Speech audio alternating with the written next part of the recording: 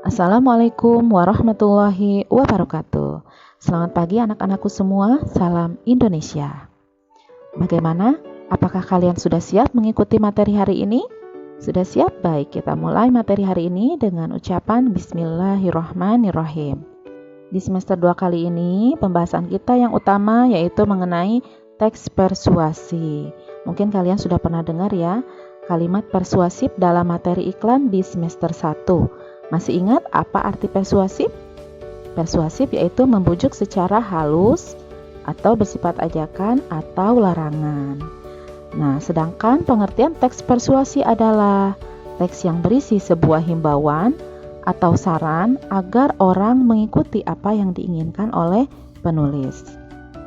Nah, selain pengertian, kalian juga harus mengetahui apa tujuan teks persuasi.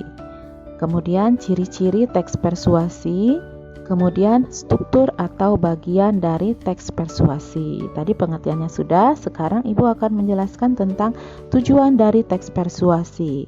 Yang utama adalah membujuk.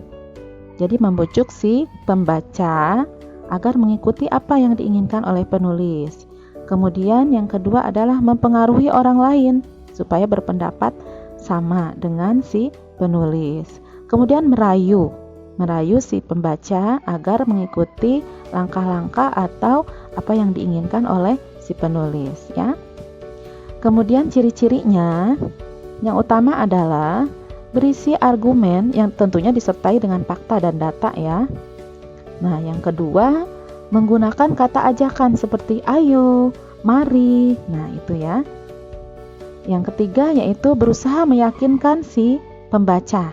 Jadi kalimat-kalimatnya harus meyakinkan si pembaca. Kemudian ciri-ciri yang keempat yaitu harus menghindari konflik ya. Kemudian yang keempat ada struktur. Struktur itu bagian dari teks persuasi. Yang pertama, pengenalan isu. Jadi paragraf pertama ini harus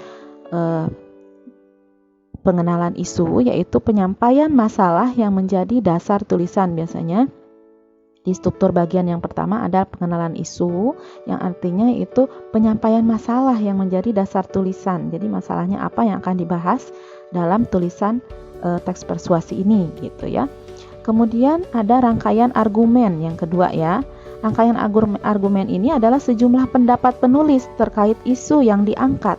Itu. Jadi pendapat penulis diutarakan di rangkaian argumen ya. Kemudian ada pernyataan ajakan seperti yang Ibu telah bahas dalam ciri-ciri tadi. Pernyataan ajakan ini inti dari teks persuasi yang berisi dorongan kepada pembaca untuk melakukan sesuatu. Dan yang terakhir adalah penegasan kembali ya. Poin nomor 4 adalah penegasan kembali atau biasa kita sebut dengan kesimpulan. Nah, kalimatnya ini biasanya diawali dengan kata oleh karena itu, kesimpulannya, demikian, pada akhirnya. Nah, itu adalah penegasan kalimat-kalimat yang biasa digunakan dalam penegasan kembali ya. Sekian pembahasan dari Ibu untuk hari ini. Silahkan dicatat yang pentingnya ya, silahkan dipahami. Kalian bisa putar videonya dari awal ya. Selamat belajar. Wassalamualaikum warahmatullahi wabarakatuh.